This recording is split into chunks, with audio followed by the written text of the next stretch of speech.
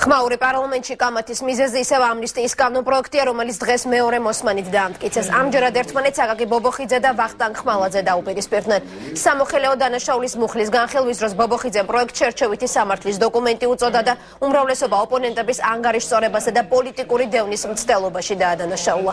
პასუხად ხმალაძე ნაციონალების ერთ-ერთ ლიდერს დარბაზიდან გაძევებით დაემუქრა.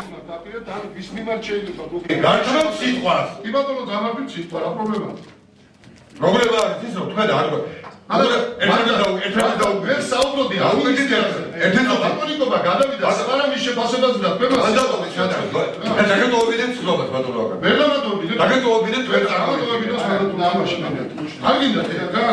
ბატონო აკაკი, ნუ არ ხართ რეგლამენტი. გავჩერდები, არა მე არ ვარ რეგლამენტს. მე ამნისტიაზე არ ვარ ბატონო. მირიან გორგოძეს შევთავთ ახლა პარლამენტიდან პირდაპირ ეთერში. მირიან, უფრო კონკრეტულად რომ მოგვიყვე, რა გახდა დეპუტატებს შორის დაპირისპირების მიზეზი? რას ითვალისწინებს ის მუხლი, რომელზეც დეპუტატები დღეს ერთმანეთს დაუპირისპირდნენ?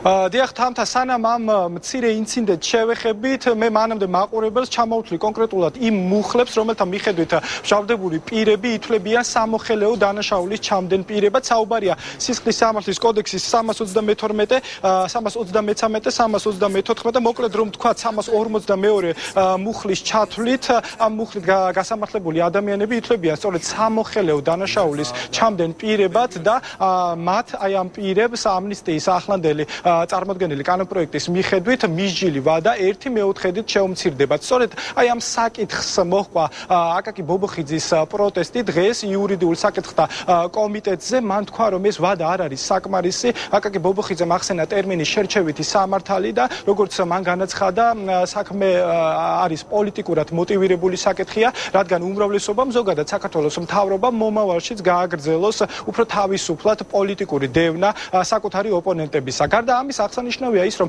იურიდიულ კომიტეტზე დღეს ამნისტიის კანონპროექტმა მცირე ცვლილებები განიცადა. მთავარი ცვლილება შეეხება განსაკუთრებით მძიმე დანაშაულის ჩამდენ დაახლოებით 540-მდე მჟავდებულს. აი ამ პირებს ამნისტიის კანონპროექტი საერთოდ არ ეხებოდა, თუმცა დღეს ივჯელეს დეპუტატებმა და გადაწყვიტეს, რომ საერთოდ ყველა მჟავდებულს შეეხოს ამნისტიის კანონპროექტის მე-12 უნივერსალური მუხლი, რომელიც მისჯილი ვადის 1/4-ით შემცირებას ითვალისწინებს. გარდა ამისა, დღეს მცირე შენიშვნები ჰქონდათ ასევე ამნისტიის კანონპროექტის შესახებ შინაგან საქმეთა სამინისტროსა და პროკურატურის წარმომადგენლებს, მაგალითად შინაგან საქმეთა სამინისტრო წინააღმდეგი იყო 260 მუხლის მესამე ნაწილით მჟავდებული პირები, რომ გათავისუფლებული იყვნენ სასჯელისაგან. ეს მუხლი ნარკოტიკული დანაშაულის ჩამდენ პირებს ეხებათ, რომელთაც ქმედებაც არ კვალიფიცირდება ნარკოტიკების გასაღების ნიშნით და შინაგან საქმეთა სამინისტროს მოთხოვნით ეს პირები არათუ გათავისუფლებიან საერთოდ, არამედ მათ გაუნახებდებათ სასჯელი. პროკურატურა ითხოვდა 180 მუხლის ამოღებას. 180 მუხლში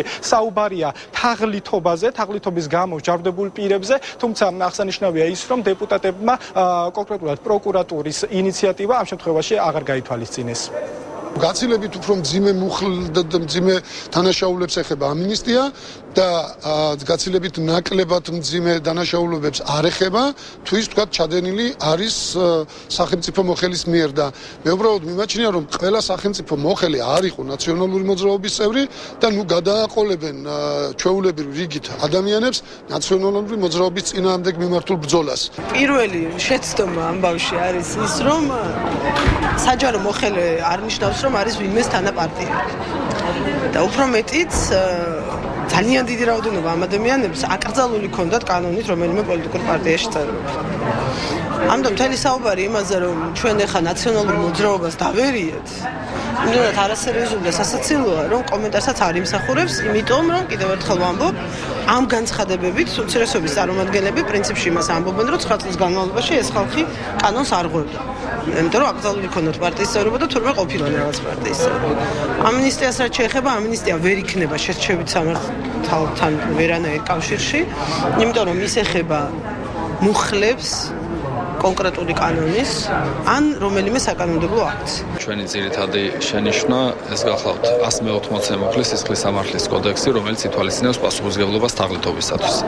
პროექტში იყო მოსაზრება, რომ აღნიშნული მუხლით მჟავდებული პირები განთავისუფლდნენ სასჯელისგან და პასუხისმგებლობისგან დაზარალებულების თანხმობის შემთხვევაში. პროკურატურის პოზიცია ამ შემთხვევაში იყო უარყოფითი.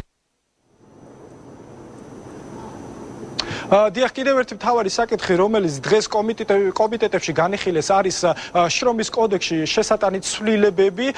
მე შეგახსენებთ იმას, რომ ეს საკითხი განიხილეს გუშინ პლენარულ სესიაზეც, თუმცა საკითხის უფრო ღრმად შესწავლის მიზნით საკითხის განხილვა გადაიდო პარასკევის სესიისთვის. შეგახსენებთ, რომ ამ კანონპროექტით იცვლება დროებითი შრომის უუნარობის ვადა და ასევე იცვლება ხელშეკრულების დადების ან შეცვლის, ასევე კოლექტიური ხელშეკრულების არსებობისათვის დავის გადაწყვეტის წესი და ასევე მნიშვნელოვანია, რომ განისაზღვრება დამსაქმებლის მიერ ხელშეკრულების მოშლის შემთხვევაში დასაქმებულის წერილობით შეტყობინების ვალდებულება. ამ საკითხზე შენიშვნები ბუნებრივია ჰქონდა უმცირესობას, მათი მთავარი შენიშვნა მდგომარეობდა იმაში, რომ ამ ცვლილებების მიღებით შეიძლება საქართველოში დასაქმების კუთხით გარკვეული პრობლემები შეიქმნას. მთლიანად გადახრილი იყო ბალანსი დამქირავებლის სასარგებლოდ, ანუ მუშაკები არ იყვნენ დაცული და ადმინისტრაცია შეეძლო ნებისმიერ დროს ყოველგვარი დასაბუთების გარეშე გაენთავისუფლებინა ნებისმიერი მუშაკი. ჩვენ საარჩევნო პროგრამაში ძალიან ნათლად ჩავწერეთ, რომ ეს პრაქტიკა მიუღებელია და საარჩევნო პროგრამის რეალიზაციის მიზნით მომზადდა და კომიტეტმა, ჯანდაცვის და სოციალური საკითხთა კომიტეტმა შემოიტანა საკანონმდებლო ინიციატივა, რომ შრომის კოდექსში შევიდეს შესაბამისი ცვლილებები და ასეთი დაუსაბუთებელი განთავისუფლება შეუძლებელი გახდეს. ცვლილებები შექმნის პრობლემას დასაქმებასთან დაკავშირებით, რადგან ინვესტორები დაფიქრდებიან დიდხანს ჩადონ თუ არა საქართველოში ფული და დაასაქმონ თუ არა ადამიანები, იმიტომ რომ შემდეგ ამ დასაქმებული ადამიანის სამსახურიდან გაშვება თუ დაჭირდა, ამასთან დაკავშირებით შეიძლება შეექმნას პრობლემები, მათ შორის ესეთი პრობლემები, როგორიც არის, რომ დასაქმებულმა უჩილოს და მას შეიძლება საქმე ჰქონდეს სასამართლოში. ამიტომ ჩვენისათვის ესეთი საკითხები ზოგადად არის ძალიან მნიშვნელოვანი, მაგრამ ამას ჭირდება უფრო ფართო განხილვა და შეიძლება ნაჩქარევად ამის მიღება. დიახ, დღეს პლენარულ სესიაზე მინდა გითხრათ, რომ განიხილეს კიდევ სხვა მრავალი მნიშვნელოვანი საკითხი. ერთ-ერთი მთავარი განსახილველი თემა იყო საქართველოს სახელმწიფო დაცვის სპეციალური სამსახურის შესახებ კანონპროექტი. მე შეგახსენებთ, რომ ამ კანონპროექტის მიხედვით სახელმწიფო დაცვის სამსახური პრეზიდენტის დაქვემდებარებაში აღარ იქნება და გადმოვა უკვე მთავრობის პრემიერ-მინისტრის დაქვემდებარებაში და ამას უმცირესობა არ ეთანხმება. ისინი ამბობენ, რომ საპარლამენტო უმცირესობა ამბობს, რომ ეს არის პოლიტიკური ანგარიშწორება და რევანშის კიდევ ერთი მაგალითი, რადგან უმრავლესობა ცდილობს, რომ პრეზიდენტს კიდევ ერთი ბერკეტი გამოაცალოს ხელიდან. საპარლამენტო უმრავლესობა კი პირიქით ამბობს, რომ პრეზიდენტი არის ოპოზიციაში გადასული და ეს საკითხი ერთიანი უსაფრთხოების სისტემაში ჯდება, ამიტომ უნდა გადავიდეს სახელმწიფო დაცვის სამსახური ამ შემთხვევაში მთავრობის კომპეტენციაში. ამ კანონპროექტის ინიციატორი გახლავთ ირინა იმერლიშვილი და ამ საკითხის განხილვა სულ რამდენიმე წამის წინ დასრულდა დღევანდელ საშემოდგომო სესიაზე და რადგანაც ვერ შედგა ამ საკითხის ბოლომდე განხილვა, გადაიდო ხვალინდელის ხდომისთვის. თამთა. მადლობთ მირიან, პარლამენტში მიმდინარე განხილვებზე მირიან გორგოძე საუბრობდა პირდაპირ ეთერში.